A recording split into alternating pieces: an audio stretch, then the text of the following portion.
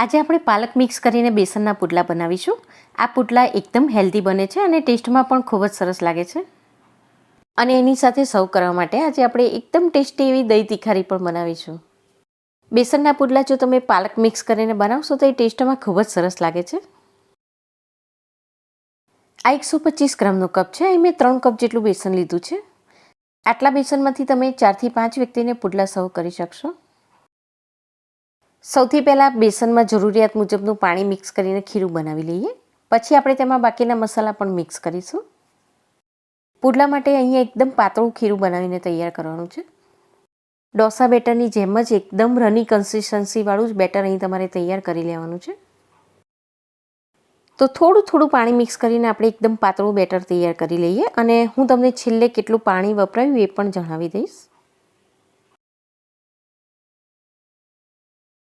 તો અહીં અત્યારે મેં આટલું પાતળું ખીરું બનાવીને તૈયાર કરી લીધું છે અને હવે આપણે તેમાં મસાલા મિક્સ કરીએ અને જરૂર લાગશે તો પાછળથી આપણે બીજું પણ પાણી મિક્સ કરીશું. મીઠું તમારા ટેસ્ટ મુજબ લઈ લો. મેં 1 ટીસ્પૂન જેટલું મીઠું એડ કર્યું છે.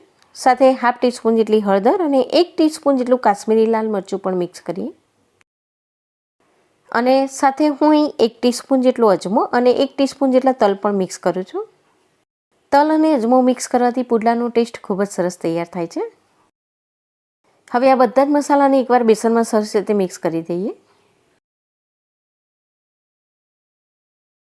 ડ્રાય મસાલા મિક્સ કરી લીધા પછી હવે આપણે તેમાં 1 ટીસ્પૂન જેટલી લીલા મરચાંની પેસ્ટ સાથે 1 ટીસ્પૂન જેટલી આદુની પેસ્ટ પણ મિક્સ કરીએ. અને આમાં જો તમારે લસણ મિક્સ કરવું હોય તો 1 ટીસ્પૂન જેટલી લસણની પેસ્ટ પણ મિક્સ કરી દો. સાથે થોડી કોથમીર પણ મિક્સ કરીએ અને હું અહીં થોડો ફુદીનો પણ મિક્સ કરું છું. ફુદીનો મિક્સ કરવાથી પુડલાનો ટેસ્ટ ખૂબ જ સરસ તૈયાર થાય છે. અને 3 કપ જેટલું બેસન છે એમાં હું અહીં 1 કપ જેટલી પાલક મિક્સ કરું છું. પાલકને મેં પાણીથી બરોબર સાફ કરી લીધા પછી કાતર વડે એકદમ બારીક સમારી લીધી છે. પાલક અહીં તમારા ટેસ્ટ મુજબ થોડી પ્લસ માઇનસ પણ કરી શકો છો. આનાથી થોડી વધારે નાખવી હોય તો વધારે પણ મિક્સ કરી શકાય. પાલક મિક્સ કર્યા પછી તમને જો જરૂર લાગે તો આમાં થોડું પાણી મિક્સ કરો અને ખીરાની કન્સિસ્ટન્સી આ રીતે એકદમ પાતળી તૈયાર કરી લેવાની છે. તો અહીં આપણું બેસન પુડલા માટેનું ખીરું તૈયાર થઈ ગયું છે. અહીં 3 કપ બેસન હતું એમાં મેં 1 કપ જેટલી પાલક અને 2 કપ જેટલું પાણી મિક્સ કર્યું છે. હવે ખીરાને ઢાંકીને 15 મિનિટ માટે રેસ્ટ આપીએ. ખીરું બનાવી લીધા પછી 15 મિનિટ માટે તમે રેસ્ટ આપશો તો મસાલા પણ ખીરામાં ખૂબ જ સરસ રીતે મિક્સ થઈ જશે. બેસનમાં જે લમ્સ હશે એ જતા રહેશે અને બેસન એકદમ લીસું અને સ્મૂથ બની જશે. એના કારણે પુડલા પણ એકદમ સોફ્ટ બનશે. છેલ્લે ખીરાને થોડું ટેસ્ટ કરી લો કારણ કે મીઠાની જરૂરિયાત દરેક ઘરમાં અલગ અલગ હોય છે. અને મરચું અને બીજા મસાલા પણ તમારા ટેસ્ટ મુજબ આમાં એડ કરવા હોય તો કરી શકાય. અહીં આપણું ખીરું તૈયાર છે. હવે આપણે તેના પુડલા બનાવી લઈએ. ગેસ ચાલુ કરીને પેનને આપણે 2 મિનિટ માટે પ્રીહીટ થવા દઈએ. અહીં પેન બરોબર ગરમ થઈ જાય પછી જ એની પર બેટર પાથરવાનું છે. અહીં જો પેન બરોબર ગરમ થયેલી નહીં હોય ને તમે બેટર પાથરશો તો બેટર બધું જ પેનમાં સ્ટીક થઈ જશે. એકવાર પેન બરોબર ગરમ થઈ જાય પછી આ રીતે થોડું તેલ મૂકીને પછી તમારી પાસે જો પેપર નેપકિન હોય તો એનાથી કે પછી કોટનના સાદા કપડાથી તેલને આ રીતે પેનમાં બરોબર સ્પ્રેડ કરી લેવાનું છે. અને તમે જોઈ રહ્યા છો કે બેટર મેં એકદમ પાતળું જ રાખ્યું છે. પુડલાનું બેટર થોડું સ્ટીકી હોય છે એટલે બેટરને તમે જ્યારે આ રીતે પેનમાં સ્પ્રેડ કરો ત્યારે ગેસની ફ્લેમને એકદમ લો કરી દેવાની છે. અને એકવાર પુડલો તૈયાર કરી દો પછી ગેસની ફ્લેમને તમારે હાઈ કરી દેવાની છે. અને મીડિયમ ટુ હાઈ ફ્લેમ પર પુડલાને ચેડવી લેવાનું છે. પુડલાની બંને સાઈડ ઉપર અને નીચે આપણે 1-1 ટીસ્પૂન જેટલું તેલ એપ્લાય કરીશું.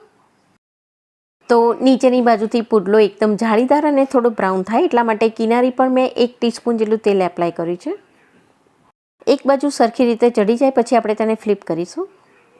તમે જ્યારે પહેલો પુડલો બનાવશો ત્યારે પેન એકદમ ગરમ થયેલી નહીં હોય એટલે નીચેની બાજુથી બરોબર શેકાઈ જાય. પછી તાવેતાની મદદથી આ રીતે ચારે બાજુથી તેને ખોલી લો પછી તેને ફ્લિપ કરો.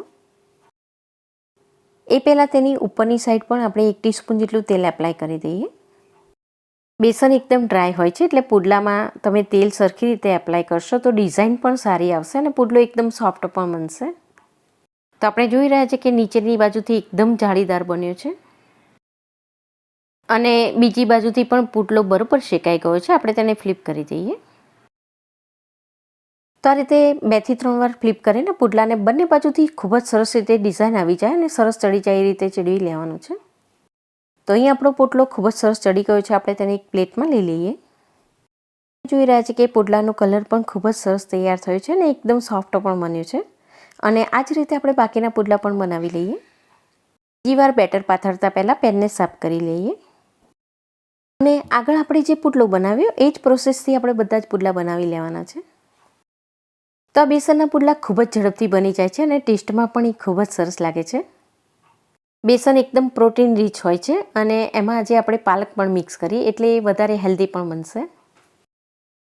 અને તમને જો ડુંગળી પસંદ હોય તો એકાદ ડુંગળીને મિક્સરમાં ક્રશ કરીને તેની પેસ્ટ બનાવીને પાલકની સાથે જ ખીરામાં મિક્સ કરી દેવાની.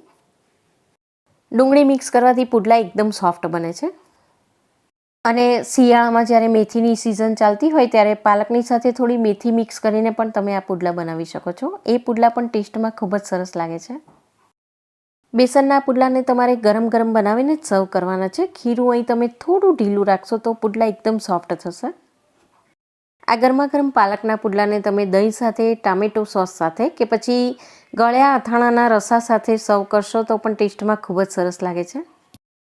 તો અહીં પાલકના પુડલા સાથે સર્વ કરવા માટે આજે આપણે દહીં તીખારી બનાવીશું.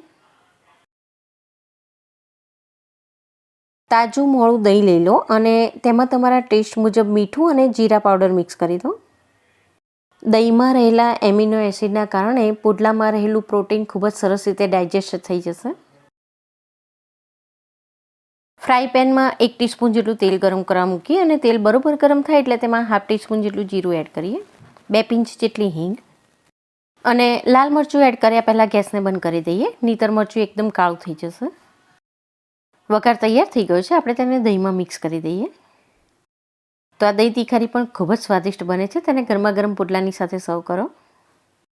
બરોબર મિક્સ કરીને એમાં થોડો ફ્રેશ ફુદીનો પણ મિક્સ કરી દઈએ. એના કારણે દહીં તીખારીનો ટેસ્ટ ખૂબ જ સરસ તૈયાર થશે. તો આ ગરમા ગરમ પાલકના પુડલાને તમે દહીં તીખારી સાથે સર્વ કરો. ટેસ્ટમાં ખૂબ જ સરસ લાગશે. અને તમારા એક્સપિરિયન્સ કેવા રહ્યા તે પણ નીચે આપેલા કમેન્ટ સેક્શનમાં મારી સાથે ચોક્કસ શેર કરજો. તો ફરી ચોક્કસ મળીએ છીએ એક નવી જ રેસીપી સાથે. Thank you.